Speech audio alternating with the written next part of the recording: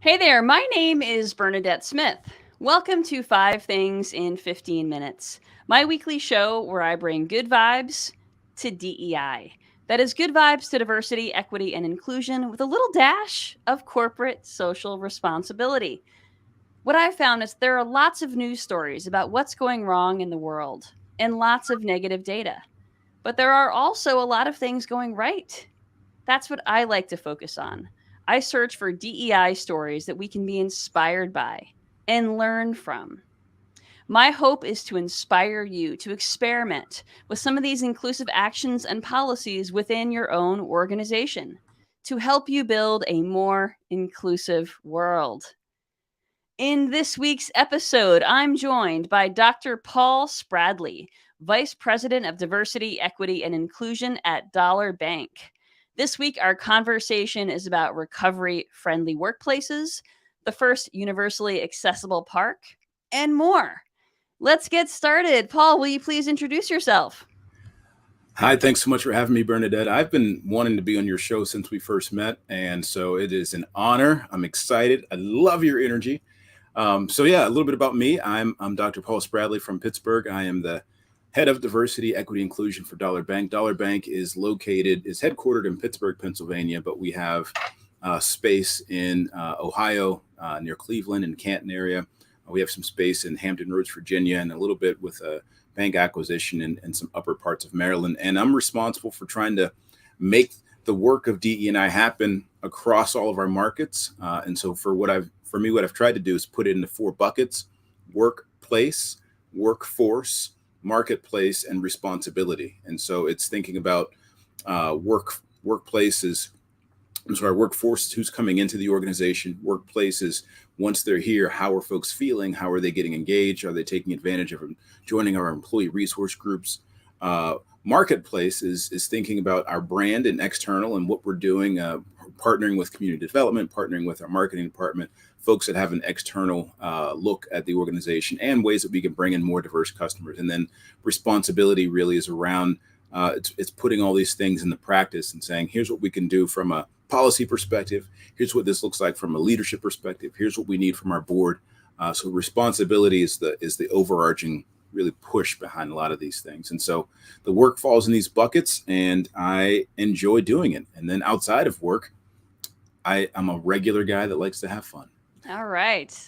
Well, I really enjoyed our conversation when we met a few months ago, and I'm really excited to have you. And what I love is that at your bank in your position, you're able to really focus on a holistic approach to DEI. You're not just focused on HR, which seems to be sort of the go-to. But I also think that banks are uniquely positioned to create greater equity, right? They are in positions to reinvest in underdeveloped communities, under resourced communities. And I love that that's really part of what your role involves as well. What are some of the initiatives that you're excited about or that you're proud of right now? Yeah. So the one thing that comes to mind, because it's fairly new, is something that we're doing to work with our transient and refugee population. So Pittsburgh, believe it or not, has refugees coming in from so many different places, from Somalia, from Rwanda. We have a Bhutanese population that is growing. And once they are here, they are supported by different nonprofit groups, but it's oftentimes very challenging to get into the banking space because you don't have documentation that has been historically necessary. And so what we are doing is we're partnering with these community organizations and allowing them to operate as the bridge, as the connection, as the sort of the central common place, and we're getting folks who were historically underbanked by large margins much more into the banking space, where they will now be able to safely have a checking and a savings account. And we do that in ways, one of the things we try to provide across the board is inclusive banking. And so we have checking accounts where there's not overdraft fees and things like that, because we understand that there are folks that have different situations, different life situations. And so I think that's one of the projects that I'm excited about. Another project is we are, employee resource groups. We call them employee resource networks within the organization. They are picking up momentum. So the role is fairly new still at the bank, but we're picking up some momentum from a programmatic perspective. having some great success with some of our things like supplier diversity, which is something that everyone has access to, but we are trying to lean into it a little bit more intentionally now. That's great. Supplier diversity is one of those things that can be very much easier said than done, especially for large companies with onerous master service agreements. I can speak from my perspective as a business owner trying to do business in the supplier diversity space, and it's challenging. And I really love that you're leaning into that. And that refugee program, wow, that is amazing. I Yeah. haven't heard of that happening anywhere. I might have to actually get some more details on that and include it in an upcoming Five Things newsletter That because would be great. Yeah. So one of the things is for a long time, there's been a lot of the folks that govern banks will say, well, it's risky to lend to refugees because they may be transient, they may not have a permanent address, and so forth. But we're in a day and age where we are seeing migrants, we're seeing refugees move into places like Pittsburgh, like Chicago, and not only building becoming a part of the community in very meaningful ways, but helping the community grow in many different ways. The economy, the dollar that a person from the refugee community is bringing in, and how that both sits in the community and it then helps the broader community as well. So we're taking an old practice and giving it a new look. I love it. I love it. All right. Well, that's really inspiring to me, Paul. So thank you so much for sharing that story. And I will definitely get more details to shout out in an upcoming newsletter. So one thing I just wanted to share before we get into the five things this week is that in response to last week's five things, there was a story in last week's five things about conventions canceling in Florida as a response to the anti-LGBTQ legislation happening there. Well, I received a letter from a reader who works in the hospitality industry, and she was very articulate. So I'm just going to read part of that here. I fully understand the need for companies and people to take a stand. And often that pulling away publicly from these communities is one big way to do that. However, while this could have a negative backlash on DeSantis in Florida eventually, it also has an immediate impact on the people working in the tourism industry in those communities. Often those we are trying to support through DEI work, like women, people of color, LGBTQ+. It's not a hotel owner or management company that is hurt by a meeting pulling out, but a housekeeper who is told their hours are being cut, or a waiter at a hotel restaurant who might lose their job entirely if business is down. It's the everyday, hardworking people in that community that are hurt first. Perhaps the long-term effect is worth it, but we shouldn't dismiss the very real immediate impacts as well. Hmm. Whew, I think that it Yeah. was so well said, and I agree. And last week's theme was yes and it's just another example of yes and. Paul, what do you have to say about this response I got? So I think I'm landing with you. I do agree that one of the things about DE&I is that it is not just about one person. Right now, there's one person who has this trickle down impact in the state of Florida, and so the immediate response is to let's do this thing for this one person, but this person is now connected to all these different. So really, one of the things that when I was a consultant and even here in the space as a D&I leader, I try to teach that we're all connected, and that this idea that the impact of on one also has an impact on the other. I think the writer of that response made an excellent point about helping us understand who is on the other end, the receiving end of an action, of a social justice action. One of the things that I would like, if I were working with that person, I would want to encourage your organization to then do, like, the opportunity right here is that there could be multiple people, including that person's organization, standing up against the governor, right? Like, so if it's this one person and the community is saying we're going to stand up, versus this one person saying we're going to do this, the community stands up, and then the organizations are saying you are hurting our business with your policies. And then what could happen is that they find a place where Governor DeSantis can say, here's what I want to have happened. Here's what I could see where you're saying I'm being pressured to pull back on my comments. And so like there's a conversation can happen around like what is necessary to sustain business, and what is just really an overreach, and what that looks like for potentially the governor to dial that back, right? Like and to um, hold the views that he has without impacting so many other people, like the writer Yeah. of that response. Well, that is my hope, that there are more companies and organizations putting that pressure on and starting those conversations. And when they do, you'll hear about it here on Five Things. Okay, so let's move into this week's Good Vibes. 46 million Americans struggle with substance abuse disorder, but Hypertherm Associates is transforming the way American businesses address this in the workplace through the Recovery Friendly Workplace Initiative. That includes that sticker on the front door, cards with a list of resources in the company's restrooms, and managers trained to work with employees who are in recovery. So I love this. I love that it's destigmatizing addiction.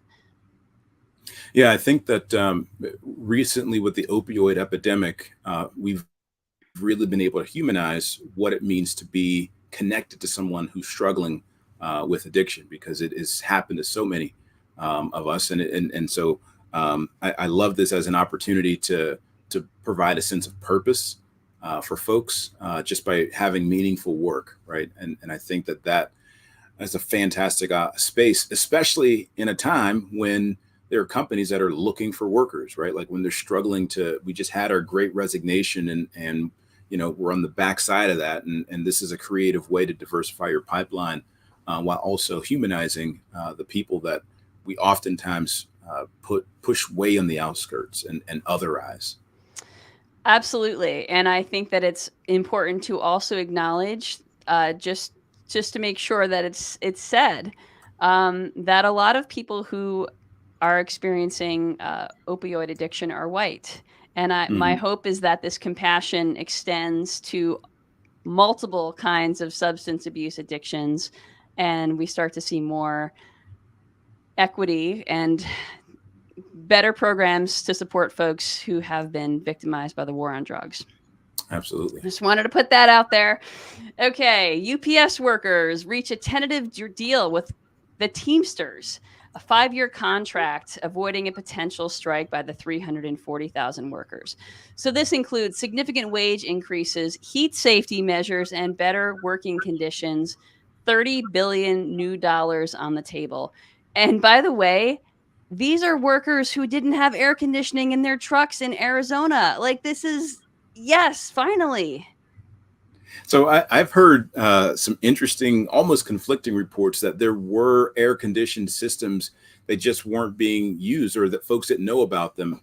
I think either way, the fact that we're bringing this to the forefront, and that there is attention that's being given to workers who we feel is necessary, right? Like let the mail not come for a week, right? Like let the things that are coming around the holidays not show up.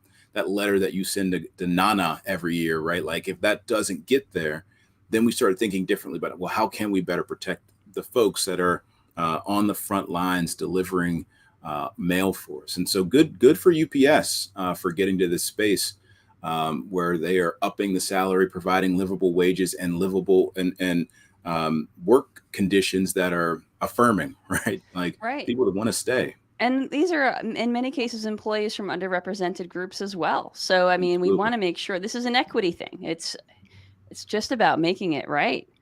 Okay. The next story is about an astrology focused tech and media company called Chani, which provides a really great primer for small companies on how to create the win win of increased revenue and happy employees. They offer living wages starting at $80,000, 7 weeks of company wide shutdowns, a 4-day work week, and stipends for personal growth, which has led to 50% annual growth in subscribers and revenue, and great employee retention. So I love this as a model for smaller businesses looking to kind of create that win win. I love the idea of a company saying we're going to try something different. We're going to do a 4-day work week. And like we're gonna have 7 weeks off across the board like that. For me, feels innovative, and it takes courage to do that. But it's clearly paying off, right? Like, so I think that the folks that are listening, it takes courage to take that step to do something innovative like that, but it pays off. People want to stay, they want to work. And specifically, when you look at millennials and Gen Z that are coming up, they would much rather, and this is documented in different reports, have a 4-day work week or choose the remote, hybrid option, right? Like, because I don't need to come in. I don't need to be here for a meeting. Like, we could conduct this meeting virtually, or this could be 2 sentences in an email. It doesn't have to be 15 minutes of the day. Yes, and those same employees are the same buyers of this product, the same subscribers, right? And so they are really happy to subscribe and support a company that's treating its employees this way, Absolutely. even if they don't work there themselves. Absolutely. All right, so the next story is about Taylor Swift, who gave $5.5 million in bonuses to her crew members, including $100,000 thank you gifts to her truckers as part of the Eras tour. Are you a Swiftie, Paul? So I love the what happens. I think Taylor Swift is a cultural phenomenon, and one of her bodyguards was made famous on social media because he's viewing everywhere, he's looking all over, and just making sure that she's safe. And so I think that she's doing what a great CEO should do: is recognize the entire team for their hard work. It was the security guard, it's the truck drivers, it's the food staff, and she's recognized that this would not be possible if it weren't for each individual that's part of her team. I really appreciate her maybe her mindset as a CEO, as a leader of her brand. Absolutely. And she made bank, so she could afford it for sure. Yeah, she did.